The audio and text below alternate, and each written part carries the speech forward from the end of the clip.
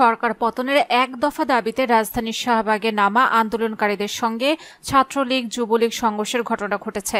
দুই পক্ষের ধাওয়া পাল্টা ধাওয়ার এক পর্যায়ে বঙ্গবন্ধু শেখ মুজিব মেডিকেল বিশ্ববিদ্যালয়ের ও হাসপাতালে ব্যাপক ভাঙচুর ও অগ্নিসংযোগ করা হয়।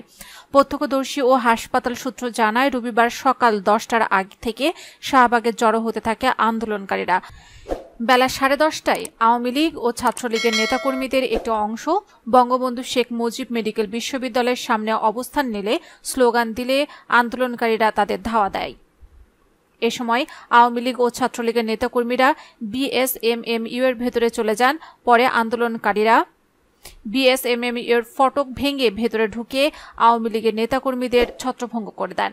বিশ্ববিদ্যালয়ের জনসংযোগ কর্মকর্তা প্রশান্ত কুমার মজুমদার বলেন, বিএসএমএমইউতে ভেতরে থাকা অন্তত 52টি গাড়িতে ভাঙচুর ও আগুন দেওয়া হয়েছে। বিক্ষোভকারীদের একটি অংশ বিশ্ববিদ্যালয়ের প্রশাসনিক ভবন এ, বি, সি ও ডি ব্লকে ভাঙচুর করে। এ সময় চিকিৎসক কর্মকর্তা সহ 8 জন আহত হন। এদের মধ্যে একজনের অবস্থা গুরুতর হওয়ায় নিবিড় পরিচর্যা কেন্দ্রে আইসিইউতে ভর্তি করা হয়। তিনি বলেন, হাসপাতালে হামলার সময় আতঙ্কিত হয়ে অনেক রোগী ও রোগীর স্বজন ছোটাছুটি করে। এ সময় অনেকে আহত হন। এ ঘটনায় চিকিৎসক স্বাস্থ্যকর্মীদের মধ্যে আতঙ্ক বিরাজ করে। হামলা প্রসঙ্গে বিশ্ববিদ্যালয়ের উপাচার্য অধ্যাপক ডাক্তার আতিকুর রহমান বলেন, হাসপাতাল হলো সমাজ সেবামূলক প্রতিষ্ঠান।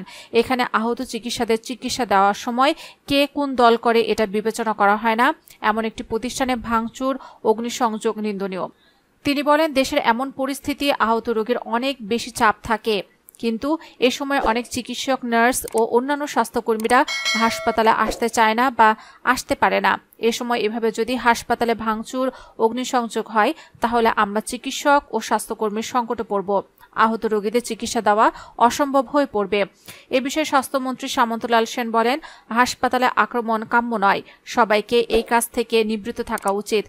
এ ঘটনায় শাহবাগ ও সংলগ্ন এলাকায় নিরাপত্তা নিশ্চিতে আইনশৃঙ্খলা বাহিনীর কোনো সদস্যকে দেখা যায়নি। জানা গেছে, প্রথম দিকে শাহবাগের সতর্ক অবস্থানে পুলিশ সদস্যরা উপস্থিত থাকলেও পরে পুলিশ সদস্যকে সেখানে দেখা যায়নি।